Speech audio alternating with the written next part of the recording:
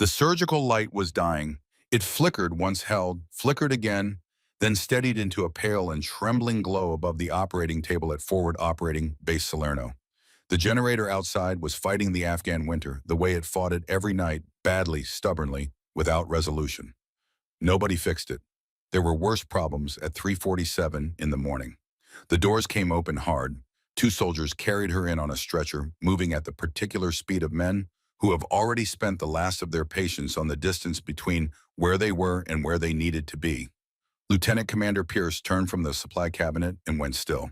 Behind him, a corpsman named Delaney took one look at what had just come through the door and stepped back without meaning to. She was small. That was the first thing. Small and pale and covered in blood that had gone dark in the mountain cold, her clothing torn in 9 different places, her left arm bound with a strip of cloth soaked completely through. Her right leg carried a tourniquet made from a bootlace pulled tight enough to show bone-white skin above the knot. Her face was crusted with blood from a wound along her left temple that had bled heavily and then stopped, sealed by cold and exhaustion, into something that looked worse than it was. Pierce counted 9 entry wounds before he touched her. He had been a surgeon for 14 years. 2 combat deployments before this one. He had seen things that no vocabulary he possessed could fully describe, not even to himself at 2 in the morning when those things came back with the clarity that darkness gives to difficult memories. He stood for 3 full seconds without moving because the number he had reached did not correspond to the fact of her chest still rising and falling. Then she opened her eyes. Gray, clear and completely focused, like someone who had not been unconscious at all, but had simply been waiting for a reason to come back. She looked at Pierce. Her cracked lips moved. He leaned down.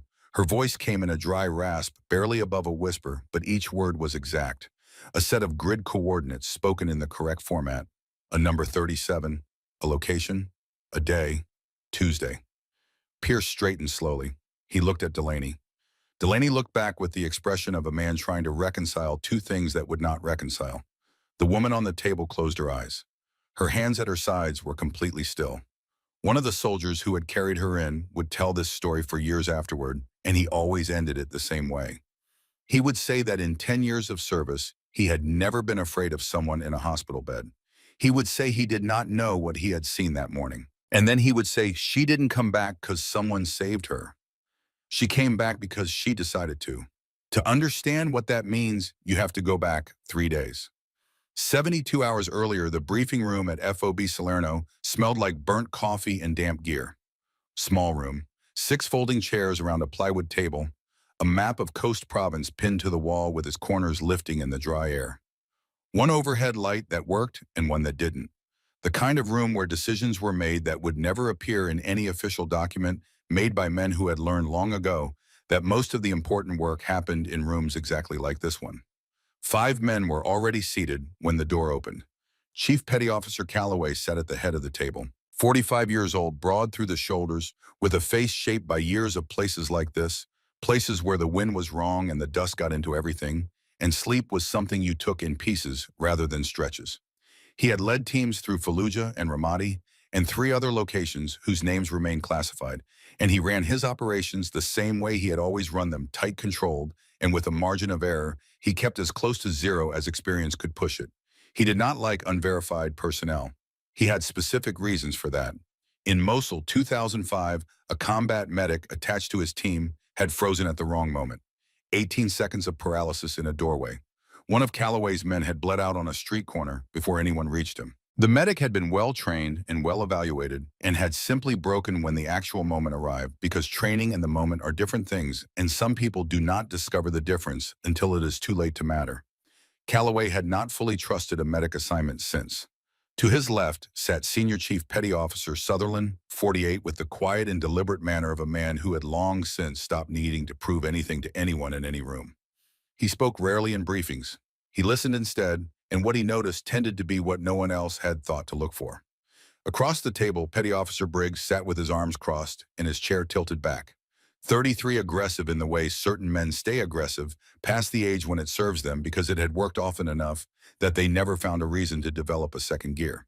He was skilled and he knew it, and he wore that knowledge openly. Petty Officers Drummond and Holt completed the group. Drummond was methodical, careful, 4 deployments without a serious wound, which in his experience meant his luck was either exceptional or building toward a reckoning. Holt was 29, built for the work, and possessed of the quality that experienced operators recognized immediately. He listened to the right people even when he was not yet certain who the right people were. The door opened. She came in with a field medical bag over one shoulder and a manila folder in her other hand. 5 feet 4 inches, perhaps 118 pounds, wearing a jacket 2 sizes too large. Her hair was dark and pulled back tightly. Her eyes moved once around the room in a sweep that registered everything and displayed nothing. She set the bag down beside the empty chair and the folder on the table and sat without introducing herself. Calloway looked at her. She looked back at him. She did not smile or appear nervous. She waited with the flat patience of someone accustomed to not being welcomed and who had decided to be present anyway. Briggs made a sound that was not quite a laugh. He looked at Calloway, then at Sutherland, then back. When neither responded to his expression, he let out a slow breath and said, barely lowering his voice, "They sent us a girl." The words sat in the air.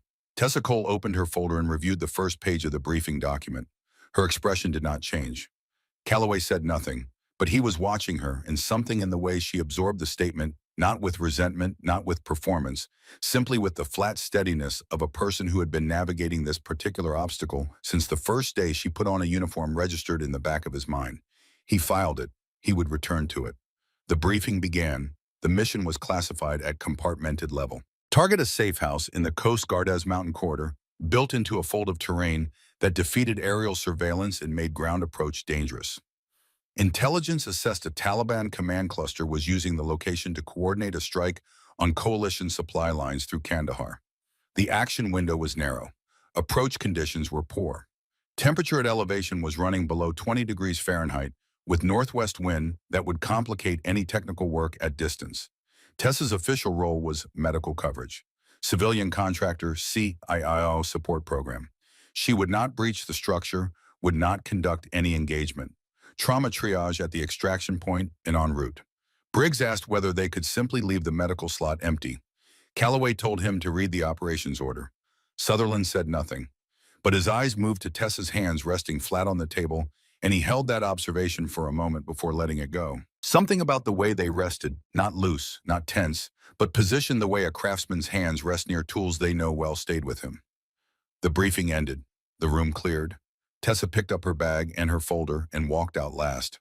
Nobody held the door. They moved before dawn. 4 vehicles running dark north along a route that armies had used for 3,000 years. The Hindu Kush rose on both sides in the black air, massive and indifferent.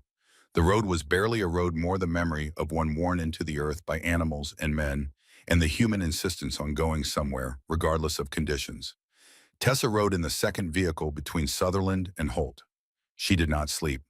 She looked out at the darkness and the stars, which at this altitude were startlingly clear, and she held her medical bag in her lap. An hour into the drive, Holt shifted and exhaled slowly. Sutherland heard it. He looked at Holt with the attention of a man who reads bodies the way others read faces. Wrong color. Breathing shallow in a way that had nothing to do with altitude adjustment. He blinked too many times, then appeared to forget to blink at all. When Sutherland put a hand on his arm, Holt turned with a response that was a half-second too slow. Tessa was already moving. She had been listening to his breathing for 20 minutes, not consciously, not as a decision, but because listening was what her training had made automatic, the way certain things become involuntary when you have practiced them long enough that the practice disappears into the body. She said, "Stop the vehicle." The driver looked at Calloway. Calloway said, "Keep moving." Tessa said, "He has air accumulating in his chest cavity. Trachea is beginning to shift." 4 minutes before obstructive shock. After that, 90 seconds before the situation changes permanently. No drama, no elevation in her voice. The tone of someone reciting a measurement. Calloway turned and looked at Holt, then at Tessa, then at Holt. "Stop," he said. All 4 vehicles stopped on the mountain road in the dark and the cold. Tessa was out of her door before the vehicle finished moving, bag open on the ground, gloves on. Sutherland positioned himself with a red lens flashlight without being asked. Tension, pneumothorax, air accumulating under pressure in the chest cavity, collapsing the lung, displacing the heart. Not rare in men who carried heavy loads through rough terrain with old impact injuries they had never fully disclosed. Almost universally missed in the field until too late. She located the second intercostal space at the mid-clavicular line with 2 fingers feeling through fabric and cold with the precision of hands that had done this in darkness before. 14-gauge needle from her kit. She placed it. The hiss of released pressure was small, clean. Holt breathed. Color returned to his face over 30 seconds. He looked at Tessa with the expression of someone who has discovered a gap between expectation and reality that he does not yet have words for. Calloway stood 5 feet away with his arms at his sides and watched all of it. Briggs beside the lead vehicle had seen everything. He looked at the ground and said to no one in particular, "Could have been something so." Sutherland, without turning around, "It wasn't." They returned to the vehicles. Sutherland settled back beside Tessa, who was repacking her bag in the red light. Every item returned to its exact position. He watched her hands briefly, then said quietly enough for only her, "Good catch, Doc." 2 words, but said in the register of one professional acknowledging another, not as reward or compliment. She did not look up. She finished packing. But the set of her jaw shifted fractionally, and Sutherland noticed. He had served 26 years. He had learned to identify the genuine article early because identifying it early was the difference between decisions that held and decisions that didn't. He had seen it tonight in 4 minutes on a mountain road. He kept that assessment to himself. There would be time. They established a staging position 3 kilometers from the objective as the sky began to lighten. Color came up over the Suleiman Range in layers dark gray, first, then a violet that seemed almost warm against the black. It replaced then a band of deep orange that had no business being as beautiful as it was in a place this cold and hard. No one mentioned it. Most of them looked at it. Men who have spent enough time in places like this one develop the habit of noticing accidental beauty because experience has taught them it is not promised. Tessa sat apart back against a boulder medical bag between her feet. She carried a photograph in her chest pocket. She did not take it out. She knew it well enough. A man standing at a wooden fence line in late autumn light Montana pines behind him, holding a rifle in the crook of his arm with the ease of a posture that had become as natural as standing. Gray at his temples, a face shaped by years outdoors and years thinking, and a long time spent refusing to separate those two activities. His name was Frank Cole. She had called him Grandpa. The men who had served with him in the western Iraqi desert in January 1991 had called him Hawkeye, not after the television character, but after what he could do at distance with a rifle and sufficient patience, which was a quality he possessed in quantities that most people simply do not carry in their bones. Delta Force. And before that, other assignments that did not appear in his service record. Before all of it, a boy from western Montana who had grown up in the kind of silence where you either learned to be alone inside yourself or you never learned anything at all. He had started teaching Tessa to shoot when she was 14. Not because he planned to, because the day after her father's funeral, he had come to him with nothing in her face, not grief exactly, more the absence of whatever fills a person, and he had understood that she needed something to be given back. Some evidence that skill was possible, that the world contained things that could be learned, that patience and precision and effort could produce results that held. He had taken her out to the fence line with the Remington 700 that had been her father's and placed it in her hands and said simply, "This is not for killing. This is for understanding distance." She had not known what that meant then. She understood it now in the way you understand things that were true before you had the experience to verify them. In the 40 minutes between the final briefing the previous night and lights out, Tessa had walked to the far side of the motor pool where the vehicles were staged. A single sodium light burned above the fuel depot. The rest was shadow. Someone had left an M4A1 carbine leaning against the wheel of the second truck. She picked it up, cleared the chamber, checked the magazine, confirmed the safety. She indexed her finger flat along the receiver outside the trigger guard. She set it back against the wheel exactly as she had found it. 4 seconds, total. She did not know that Calloway had been watching from the operations building, doorway 20 meters away. She did not know he stood there another full minute after she walked away, looking at the space she had occupied, turning something over. He had run operations for 18 years. He had developed the ability to distinguish between people who had been trained to handle weapons and people who had been formed by them. Training was visible. It showed in the deliberate recall of sequence, the small hesitations of conscious memory. Formation was invisible, expressed in the absence of thought, the body knowing without asking. What he had just watched was the second type. He returned inside and said nothing. But in the final equipment check before 0400 departure, he positioned Tessa in the second vehicle rather than the third. A small adjustment, no explanation. Sometimes in 18 years of work, information arrived in forms that resisted categorization and still demanded response. Now at the staging position, Tessa sat watching the valley below. Her right index finger tapped a slow rhythm against her thigh. Not impatience.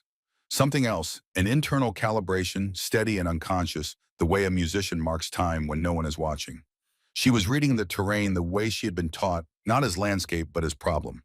Approach angles, cover lines, distance between points, and what wind elevation and temperature would do to anything crossing between them. Sutherland, positioned 15 feet away, watched that finger for 3 seconds. He had seen that particular habit before in men who spent their professional lives measuring distance, the body running its calculations, while the conscious mind appeared to rest. The muscle memory of a specific and specialized skill surfacing in the quiet. He thought, I know what that is. He did not say anything yet, but he was fully paying attention now in the way he paid attention to things that were going to matter before he knew exactly why. The valley below was cold and still and offered nothing away. 12 hours to mission launch. The day was beginning. The safe house did not look like a place where plans were made to kill people. Low and brown, built from the earth around it, consolidated from the landscape over time, rather than constructed against it. Mud brick walls, flat roof with a low parapet, two shuttered windows facing the approach road. A wooden door standing slightly ajar in the way of doors in places where privacy carries different weight. Tessa came in from the south along a route established 3 weeks earlier through a CIA support network. She wore locally sourced clothing, a dark green hijab covering her hair and the lower part of her face, and carried a covered basket. Her eyes were the wrong color for the region. In the low winter light, with her face partially covered and her posture calibrated toward the unhurried purposefulness of a woman who had walked this road many times, she did not expect the wrong color to be looked for. She had been right about that before. Two men near the entrance watched her pass without interest. She went in through the side door, which the network contact had confirmed would be accessible. It was. 4 seconds for her eyes to adjust. She kept moving during those 4 seconds, heading toward the far wall where a woman sat near a small fire, which gave her a direction and a reason and covered the adjustment. 8 men in the main room. She counted without appearing to count, looking at everything except the thing being counted. Two visibly armed AK pattern rifles slung rather than held, which told her something about their confidence in the location's security and how long they had been using it. The table in the center held a kerosene lamp, 2 glasses of tea, and an open notebook. She did not go to the table. She went to the fire. She spoke to the woman in the Pashto she had been building for 14 months, a greeting, a comment about the cold, a question about family, the language of people who share a geography. But her eyes were at the table.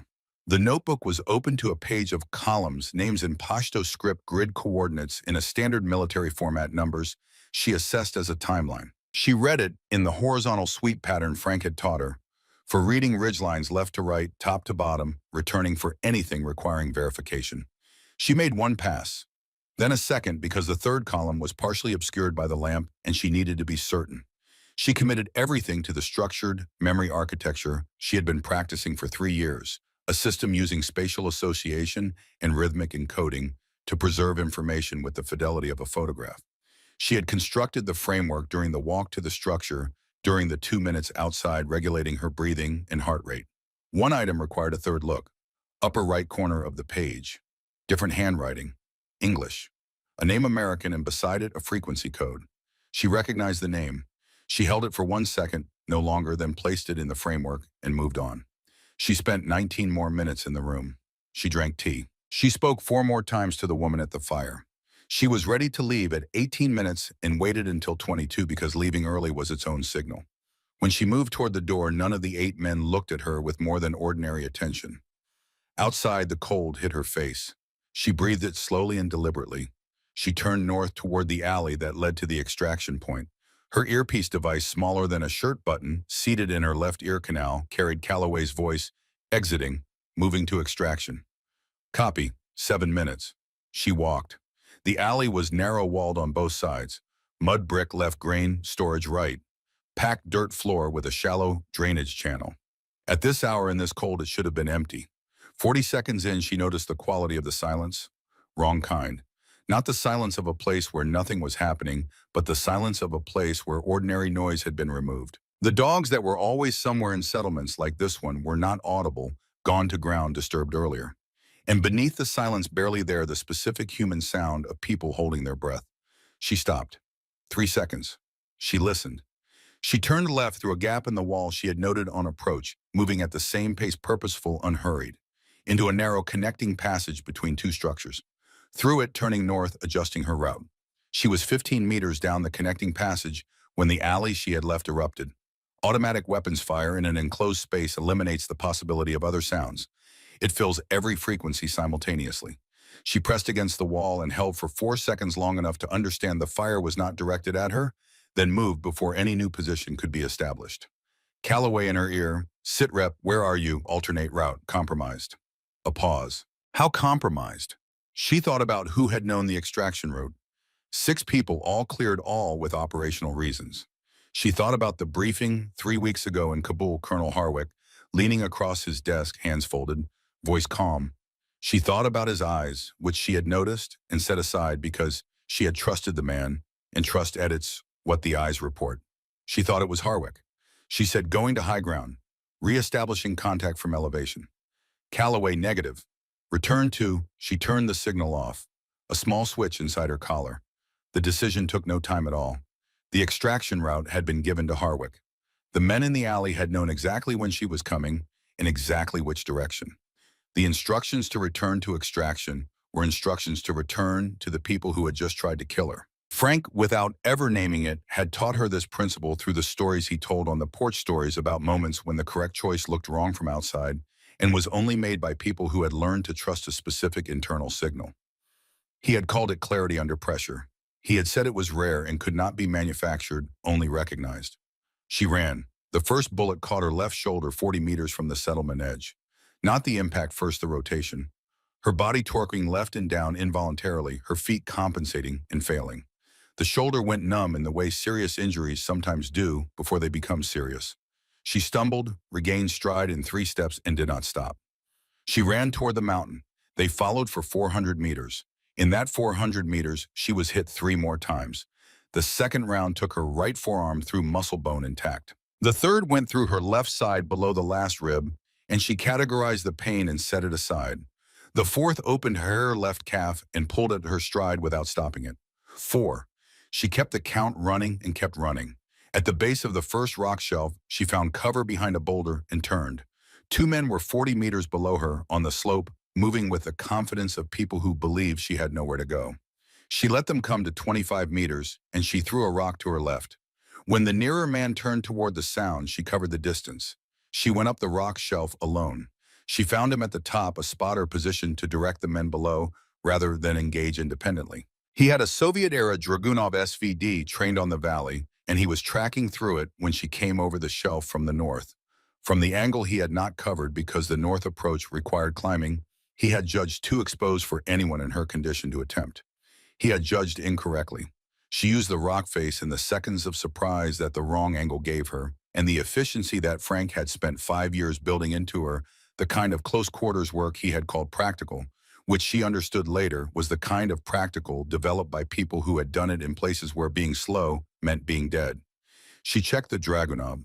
The action was worn, and she did not trust its zero. She looked at what else was available. His secondary weapon was an M24 SWS, in a battered but serviceable case still strapped to his pack frame. American manufacture. Leupold Mark IV in a fixed mount.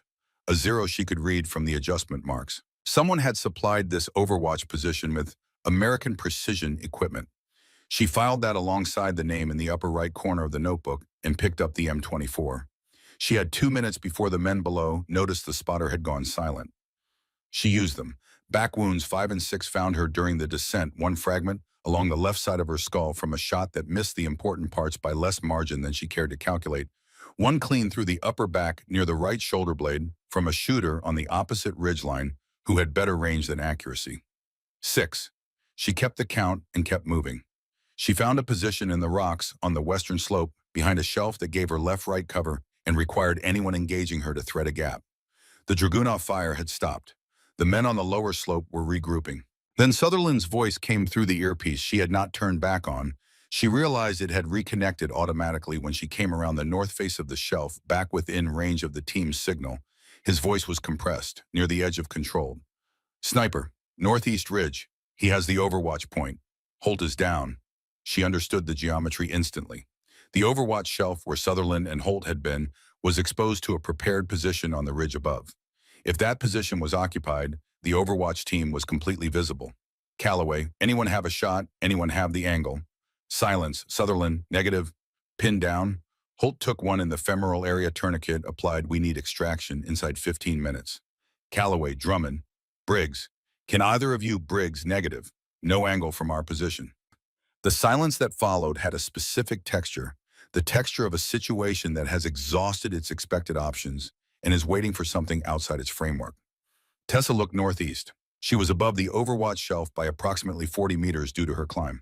The ridge where the enemy sniper was working ran northeast at roughly her elevation, offset by what she calculated from the angle of his shots, the sound, the visible terrain at 740 meters. She settled behind the shelf, checked the M24. Magazine 4 rounds remaining, one in the chamber, 2 had been expended by the spotter before she arrived. She verified the 0 from the loophole's adjustment marks. She found the ridge in the optic. He was in a natural depression, left and right cover a narrow gap she would need to thread. He was firing at regular intervals, unhurried, believing his position secure. He had not looked in her direction. She controlled her breathing. 4 seconds in, 7 held, 8 out, once, twice. She let her heart rate settle. Wind northwest 12 knots based on debris movement at the base of the ridge. At 740 meters, 12 knots from the northwest would push the round approximately 16 inches right of point of aim. She held left. She adjusted for bullet drop. At this elevation, the air was thin and cold and behaved differently than at sea level, holding the reticle high to compensate for what she calculated as 30 inches of drop. She held the picture. One more breath cycle. She squeezed at the bottom of the exhale between heartbeats in the interval Frank had told her was the only interval that mattered. The shot broke. She watched through the optic and saw the impact 12 inches right of the target. Wind correction had been fractionally low or her hold had drifted slightly, both possible. Either way, the missed distance was clear and the adjustment was straightforward. The man on the ridge dropped into his depression and she heard Sutherland's voice cut off mid-sentence. She increased her left hold by 4 minutes of angle. She waited. He showed again, scanning not yet found. She fired. The ridge went quiet. The steady fire from the northeast stopped. Completely. The silence it left was not the silence of a pause, but the silence of a conclusion. Sutherland, after a moment, in a voice that carried something she recognized as a man recalibrating. Target down. Ridge is clear. Who has that shot? Calloway, Briggs. Briggs, negative. Drummond, not me. The silence came back. A different kind, the kind that arrives when something has happened outside all available categories. Tessa kept her eye in the optic for another 10 seconds, scanning for secondary positions. Then she said into the earpiece she had reconnected, Tessa Cole, northwest elevation, coming down. Nobody answered for a moment. Calloway carefully, copy.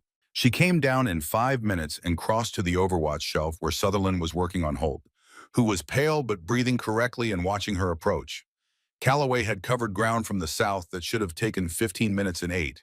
He was breathing hard and not showing it. He looked at her. She looked back. He said, how far? 740, approximately. You missed the first shot. Wind correction was off 4 minutes. I adjusted. He held that for a moment, not the arithmetic of it, but what the arithmetic implied. What it meant about the shot. What it meant about the person who had made it. He said, your grandfather. Yes. Frank Cole. Yes. He stood with that for a moment. Around them, Drummond and Briggs were running a security perimeter. Sutherland finished dressing Holt's leg and looked up. Something passed between Sutherland and Calloway. The conclusion of a conversation that had been building since a mountain road an hour into the drive. Sutherland said, quiet enough not to carry, Frank Cole is in Harwick's watch file. 3 years. Because Frank knows something about Harwick's relationship with an Afghan asset, a man named Qasim. Harwick ran him as a CIA source going back to the Soviet period. Qasim did things for Harwick that aren't in any official record. Frank was present for some of it. And Frank remembered. The air between them did not move. Calloway looked at Tessa. He looked at the alley below where the ambush had been waiting.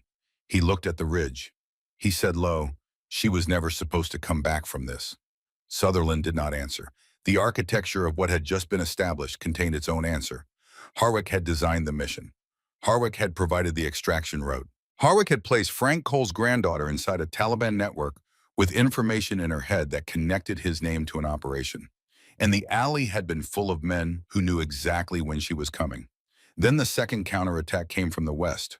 4 men well-positioned, using the ridgeline above the western approach to push the team toward the valley floor. A PKM machine gun on the high ground at elevation. A PKM can suppress a much larger force than the number of men operating it would suggest. Calloway directed the team into the rocks. Briggs returned fire. Drummond covered the northeast. Sutherland moved Holt. The PKM was at 1,050 meters high.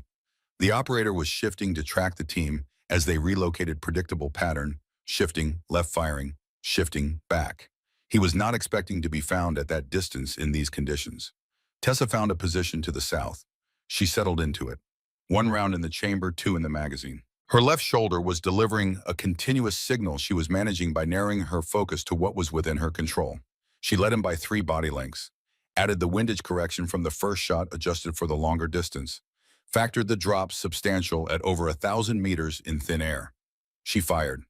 Through the optic, she saw him go still in the way that is different from every other kind of stillness. The PKM fell silent. The remaining 3 men pressed without the high ground advantage, which was the wrong decision, moving them into terrain that exposed rather than protected them. It did not last long. When it was over, Calloway walked to where Tessa knelt with the M24 across her knee. He stood above her. He did not speak for a moment. He opened his mouth to say something. Then the shooting came from the south, from a direction that held no Taliban, from a weapon whose report she identified before she felt the impact because she had been trained on enough platforms to know their voices. The round hit her right side high, 5.56 by 45 millimeter. NATO specification, the 8th round found her left shoulder blade skipping off the scapula. The 9th opened a channel through the muscle below her right collarbone.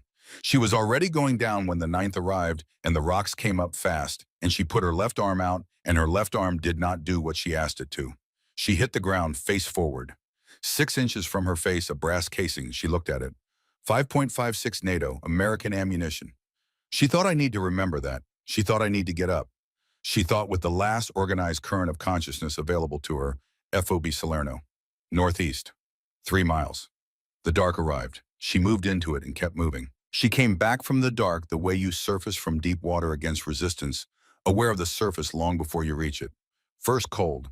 Not the sharp cold of mountain air, but the deeper cold of a long exposure one that had been working on her for hours and intended to keep its progress. In her hands and feet, in the left side of her face where it had been pressed against the ground. Second silence. Whatever had been happening when she went under had either ended or moved. She opened her eyes. Afghan morning ski, flat gray November. She was in the rocks on the western slope. New snow had come down while she was unconscious, a thin skin over everything covering the brass casing she had last looked at. She conducted a systematic assessment beginning at her head and working down. 9 entry wounds total, 2 in her left arm, shoulder, and forearm, 2 in her right side, high on the ribcage lateral below the last rib. The tourniquet on her left thigh was still correctly placed. 1 in her right calf, 1 along the left side of her skull, 2 in her back right side, 1 near the shoulder blade, 1 through the latissimus. All 9 located. She categorized each one by severity, by what was stable and what required immediate attention, and what required attention she could not provide. She was alive. She was cold. She was losing blood from multiple sources in a cold environment at elevation. And she was the only person carrying intact and organized the information that would prevent 37 people from executing a plan that would kill an unknown number of others on a Tuesday, now 2 days closer than when she entered that building. She sat up. The pain that came with this was a statement she acknowledged and did not obey. Information, not instruction. Inventory, M24 gone. Sidearm gone. Medical bag gone. She had her clothing, a strip of cloth tied around her shoulder, a folding knife, a compass, and the photograph in her chest pocket. She held the compass level until the needle settled. Northeast, FOB Salerno. She stood up anyway. She cut strips from her jacket's inner lining and addressed the wounds she could reach. Shoulder, forearm. The lateral wounds on her right side with difficulty. The scalp wound she padded and secured with a strip looped under her jaw and over her head. The back wound she packed against her clothing and accepted as outside her control. She tightened the tourniquet. She began to move northeast. Frank had given her this system without calling it a system. He had simply used it himself on an 8-mile return in bad November conditions when she was 15 and frightened and he was 60 and had just kept moving one section at a time without apparent consideration of the total. She had asked afterward how he kept going. He had said, I didn't think about where I was going. I thought about where my foot was going. She thought about where her foot was going. The first hour was the worst. Her body had not yet reached the accommodation that follows sustained pain, the narrowing of awareness, the specific competence of a system that has committed to its task and stopped arguing. She was aware of everything simultaneously. Every wound, every step, the wrongness of the high back wound when she breathed deeply, which she was careful not to do. She spoke quietly to no one. She recited everything from the safe house notebook. Names first seven, Pashto phonetics preserved in the memory framework. Grid coordinates, four sets. Timeline numbers from the third column. She had verified these on the second pass. They were correct. And the last item, the name in the upper right corner, American, a different hand, a frequency code beside it. She said the name once aloud into the mountain air. Hearing it in her own voice made it more concrete and more terrible. She filed it back and kept moving. In the second hour, the cold became the primary problem. She tracked it by the quality of her thinking. The content remained organized, but the speed of it was beginning to lag in the specific way of dropping core temperature. She was still shivering, which meant her body was fighting rather than surrendering, which meant she was not yet past the threshold where hypothermia stops being a risk and becomes a fact. She moved faster. Movement generated heat. It cost blood pressure, and it cost the wound in her thigh, but heat was the more immediate problem. She accepted the trade. In the third hour, she reached a broken ridge that cut directly across her line. She climbed it. Her right hand did the work. Two hands should have shared, her left arm contributing what it could, which was less than needed and more than nothing. At the top, she stopped and looked northeast. Not the base itself, not visible at this distance, but the ambient glow of it. The particular illumination that large military installations produce even under light discipline, because large groups of people and machines generate light the way they generate heat inevitably in quantities that accumulate. It was far. It was there. She climbed down the other side. In the fourth hour, two men crossed the terrain 200 meters to her south, moving west. She heard them first and went flat in a shallow depression behind a rock shelf. She lay without moving for 40 minutes while they passed and moved beyond hearing. 40 minutes on frozen ground. She breathed shallowly in the pattern she had practiced until involuntary. She counted at the pace of her heartbeat, and when she reached 1,000, she began reciting the intel again from the beginning. Every name, every coordinate, every number, the American name in the upper right corner. All of it intact. When the men were gone, she stood. Standing from 40 minutes on frozen ground was among the hardest physical acts she had performed, and she did it without sound, and she moved northeast. The fifth and sixth hours blurred, moving, the glow ahead getting closer, then seeming to stop, then resuming. The ground changing from technical mountain terrain to lower approach terrain. She fell twice. First time up in 8 seconds. Second time left side, the impact on her shoulder sending a signal she managed by focusing on the sound of her own breathing until it receded enough to assess. Nothing changed that mattered. She got up. In the seventh hour, she stopped thinking about Frank. Not a decision. Simply what happened. He had been with her in some form for the entire journey, not as a voice, not as a vision, but as a quality of presence, the feeling of being accompanied by someone who has given you everything useful they know and trust you to use it. In the seventh hour, even that faded. What remained was simpler, the next step, the one after that. The glow to the northeast that was now clearly a set of lights. She was information moving from a location where it could not be used to one where it could. She moved. The ninth hour was the worst for a different reason than the first had been. She had covered most of the distance, and the remaining distance had taken on a quality of impossibility that was entirely psychological, and that she recognized as such and that felt impossible regardless of the recognition. The last distances are always hardest, not because they are physically harder, but because the body has been given permission to believe it is almost over, and the almost is what breaks people. Frank had told her this. He called it the last mile problem. He said it claimed more people than all the earlier miles combined. The solution was simple and not easy. You did not allow the concept of almost to exist. There was only the next step. She did not allow almost. In the 11th hour before the thin winter dawn, she came to the outer perimeter wire of FOB Salerno. She could not stand up reliably. She covered the last 400 meters on her hands and knees and her elbows when her hands gave out, moving in the flat, determined, graceless fashion of a body that has spent all of its performance and is operating on something that has no name in any medical literature. A voice, young, male, above and ahead. Hello, is someone who's there? She lifted her head, a guard post 20 meters ahead. A soldier young enough to show it even at this distance and in this light, holding his rifle carefully. She looked at him. She said, Kandahar, safe house, 37 men. She heard him key his radio. She said, Tuesday, the attack is Tuesday. She spoke the coordinates, all four sets, precisely in order with the correct grid references. The ground came up to meet her face and she let it come because she had arrived, and arriving was the only thing that had been required, and she had done it, and the information was intact, and she could afford now to stop.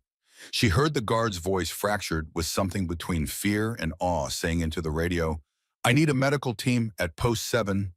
I need a team now. She closed her eyes. She did not lose consciousness immediately. She lay for 2 or 3 minutes in the specific piece of a completed task, aware of the cold and the pain and the sounds of boots coming at a run, and she thought about Frank at the fence line in the autumn light, and she thought that she understood now what he had meant. Not about the rifle, about the distance. She found out how far she could go. She went under. Pierce worked for 6 hours. He removed 5 rounds and left 4 in place because leaving them was safer given their depth and proximity to structures requiring more controlled conditions than a forward operating base surgical suite could provide. He addressed the tension pneumothorax developing in her right lung, a condition she had almost certainly managed herself at some point during the 11 hours based on evidence he found that he could not otherwise explain. He repaired the femoral area, addressed the vascular damage in her arm, cleaned, and closed the scalp. When he finished, he stood outside the surgical suite for 4 minutes and looked at the wall. Then he went back in and checked everything again. Tessa woke 18 hours after surgery. Small room, antiseptic, recycled air, a high narrow window showing pale morning sky. She turned her head.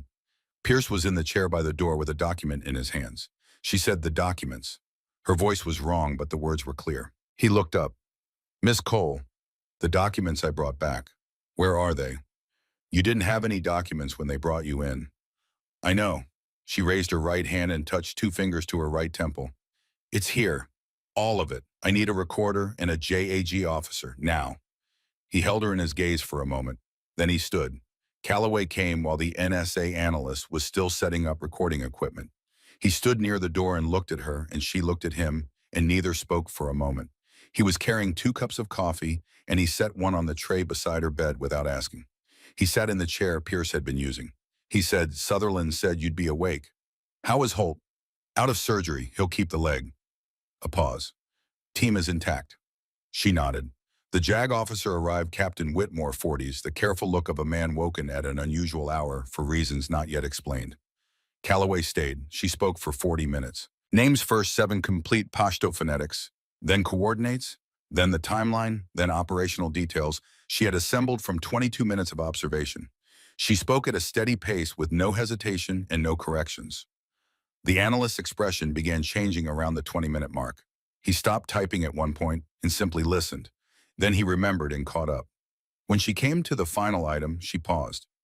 Not because it was difficult to recall, because what it required was different from clinical recitation. It was a statement whose implications had been turning in her mind for 11 hours.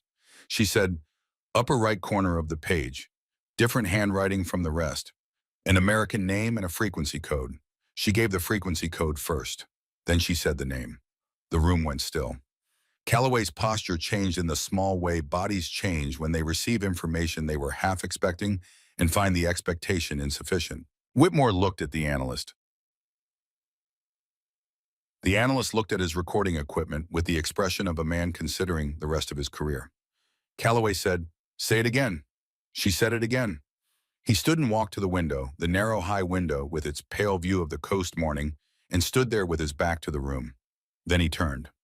Harwick, he said, not a question. A fact being placed carefully to see if it held its shape. The frequency code will confirm it. NSA has been monitoring that channel for 8 months. Run it. Calloway looked at Whitmore. Whitmore left with his phone already open. Calloway looked back at Tessa. He designed the mission. Yes. He gave us the extraction route. Yes. And he knew about your grandfather. She looked at the window. Frank had been trying to build a case against him for 3 years. He couldn't make it stick through official channels because Harwick controls which channels are official in his area. She looked back. I was Frank's granddaughter. I was inside the network he was running. I became the loose end. Calloway was quiet in the way that is the fullest expression of thought. He said Sutherland never left the field. I know. Off the books, no support 11 hours. No comms with the team. The 5.56 casing, she said. Round 8, I think. Southeast angle. There was a shooter behind me I hadn't seen. A pause. Tell him, thank you. Calloway nodded once. Whitmore returned. He looked the way people look when they have confirmed something they hope not to confirm. The frequency code matches. Flagged 8 months. Last transmission 14 hours ago. Origin Kabul Station. Nobody moved. Calloway said, get me a secure line to Kabul. He looked at Tessa. Rest. This takes 48 hours to unwind. She said the attack is Tuesday. I know, we have the coordinates. We have the names. He held her eyes with something that was not warmth exactly, but lived in the same territory, the expression of a man who has revised a position completely and is willing to let the revision show. We have enough, because of you. He left. The analyst gathered his equipment. Whitmore paused at the door, considered whether something needed to be said, and concluded it did not. Tessa looked at the ceiling. She thought about Frank, about what it meant to have been prepared for something without being told, to have received without knowing it was being given everything that would eventually be needed. She had been waiting to feel angry about that, and it had not arrived. What came instead was more complicated, an understanding that included grief about what it meant that he had known, and the recognition that what he had done and what she had survived were not separate things but parts of a single continuous act of care expressed in the only language he had ever fully trusted. He had taught her everything he knew. He had trusted it would be enough. It had been enough. She put the coffee down and closed her eyes and slept for 11 hours without dreaming. She woke the second time to voices in the hallway. She lay still and identified them before the door opened. Calloway first, she knew his footsteps, the weight of a man who moved as if every surface might need to bear more than his body. A lighter step she placed as Sutherland, then the uneven cadence of someone managing a crutch on a hard floor. The door opened. Calloway came in without uniform, which meant this visit was not official. He stood at the foot of her bed, and she looked at him, and neither of them found a way to start. He reached into his chest pocket. He placed the patch on the blanket near her right hand. Gold Eagle over anchor, over pistol, over trident. The Naval Special Warfare insignia. Earned through the longest and most demanding selection process in the American military, worn by men who did not give the symbol away for reasons of sentiment or gesture. He had not said anything. He stepped back and came to attention, not ceremonial, not rigid, but the quiet and deliberate attention of a man who has decided that a thing deserves to be marked and is marking it. He held it for 3 full seconds. Then he left. Sutherland sat in the chair by the door. He looked at her with the expression she had come to recognize as his version of directness. He said, I filed the after action through JAG, unofficial support role Northeast Quadrant 11 hours. It's on record. She said you didn't have to stay. He said, I know. There was nothing to add to that. He stood and put his hand on the door and paused. He said Frank would have done the same thing. He did actually for a man in a bad situation who has never known to this day that anyone was watching. He opened the door. You come from good stock, Doc. He left. Briggs came in 30 seconds later. He stood in the doorway, not at ease, not physically, not in any other sense. He was a man whose professional identity had been organized around a specific form of competence that had just been comprehensively redefined in front of him, and he had not yet finished deciding who that made him. He looked at the floor. He looked at the trident patch on her blanket. He said, I was wrong about you. From the first minute. A pause. He was choosing words with visible effort, which was not his natural mode. That's not something I say. I want you to know I mean it. He did not wait for her to respond. He turned and walked out, and the quality of how he left without softening the admission, without qualification, was the most honest thing she had heard him say. Holt came in last. He moved on a single crutch, his right leg wrapped from mid-thigh to knee, still getting his color back. He sat in the chair beside her bed with the careful deliberation of someone managing new limitations, put the crutch against the wall and looked at her. He said, You got me in the vehicle. Yes. Needle in the chest. I thought you were trying to kill me. You would have been fine. He shook his head slowly. Pierce confirmed it 20 minutes, maybe less, before it went critical. He paused. And then you got the shooter on the ridge while I was down. And I understand now from the debrief from what Sutherland explained that you had already been hit at that point. She said nothing. He said, You saved my life twice. Once with a needle and once with a shot I could not have made healthy stationary in ideal conditions. He met her eyes. I will say that to anyone who needs to hear it for as long as it's relevant. That's not gratitude. That's a fact I intend to keep on record.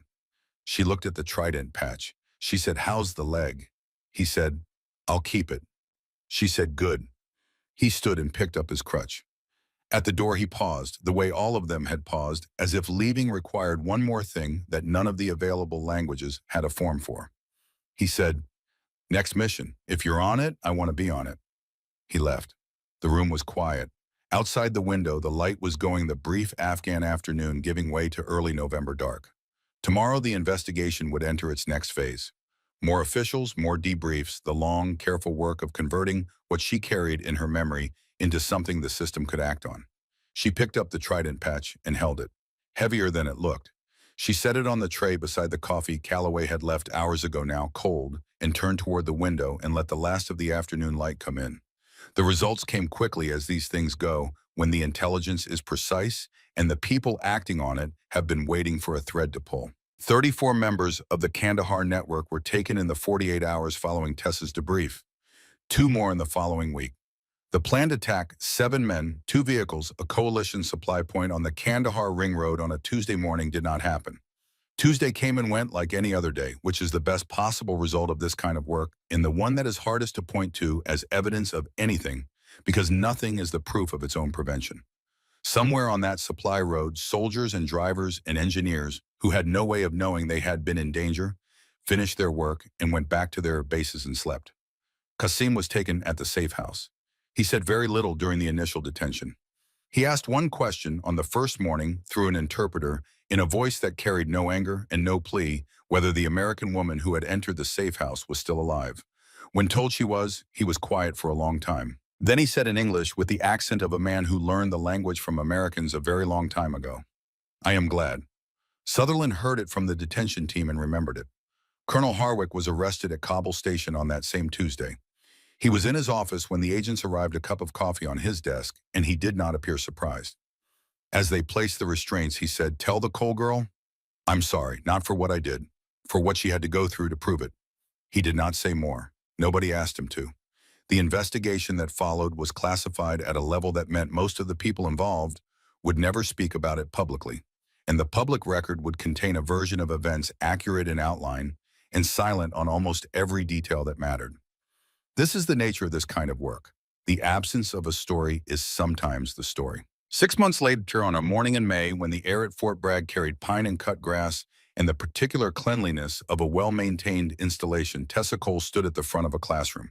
18 people, 4 branches, ages ranging from 22 to 38, selected over 3 months through a process that looked for a combination of qualities that was unusual and specific clinical competence and alongside physical capability, alongside the willingness to exist in the space between categories without needing the categories to resolve. The shadows under Tessa's eyes had faded. She had gained back 9 of the pounds she had lost.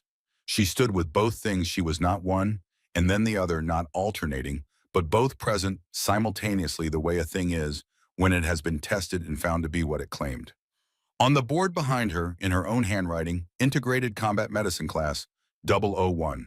She looked at the 18 people in front of her. She said, both hands. That is what this is about. You can hold a needle and you can hold a rifle, and the same hands do both not in sequence but simultaneously. The same mind holds both, not as a theory, as a demonstrated fact. She paused. We are going to spend the next 12 weeks making it yours. Nobody spoke. Several people wrote something down.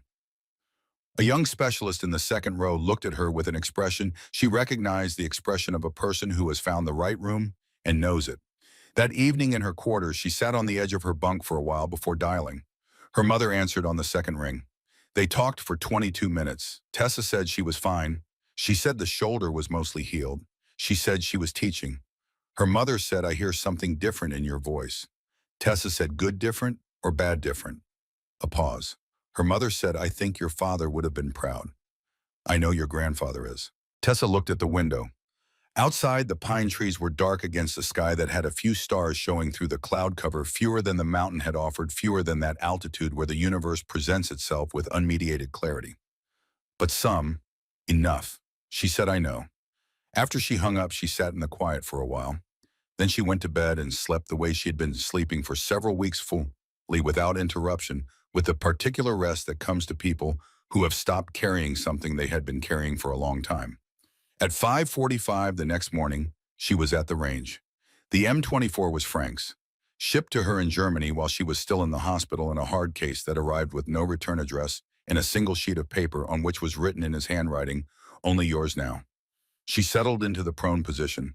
The air was cool and still, the kind of stillness that makes long-distance shooting honest. Target at 1,000 meters, standard silhouette. The same target she had shot at 1,000 times on the fence line in Montana in the valley west of Bozeman on an October afternoon at 16, when Frank had looked at her grouping and said without inflection, without anything except the precision she had learned to read as his highest form of approval, "You're consistent." She did not rush. She controlled her breathing. She let her heart rate find its floor. She read the small movements in the ground at mid-distance and accounted for what they told her about the air between her and the target. She thought about what Frank had told her consistency meant. Not repetition, not mechanical reproduction of a sequence. Consistency meant the principle behind the sequence had been internalized deeply enough that the sequence expressed itself rather than being performed. The knowledge had gone somewhere below knowledge into the place where things live that you no longer have to think about. She held the picture. She waited not passively, not with emptiness, but with the full attention of someone present to every variable in the moment, ready to respond to what the moment actually offered. The moment came. She fired. The round found the center of the silhouette with a precision that was not luck and was not performance.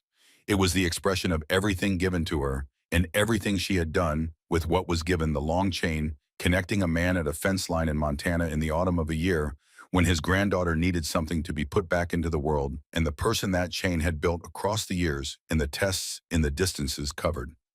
She ran the bolt. She moved the target back to 1,200 meters. No marker. A habit, a way of keeping herself honest. She settled again.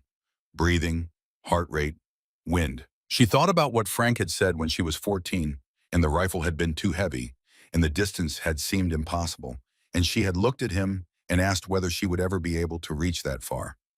He had said the distance is always reachable. You just have to stop thinking about the distance and start thinking about the next thing you can control. She thought about the next thing she could control. She fired. The shot broke clean. The silhouette received it in the center the way targets do, the way the mountain had, the way all the distances she had covered absorbed everything she brought to them and asked her silently to bring more. She lay still for a moment after the second shot. The morning around her was quiet. Light was coming through the trees.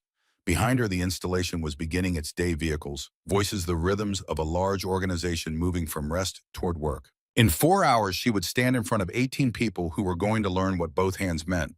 She broke down the rifle, packed it into Frank's case, lifted it by the handle and held it for a moment heavier than it looked, the way it had always been, the way things that carried this much history always were, and carried it back across the range in the early light. The work was not finished. The work was never finished.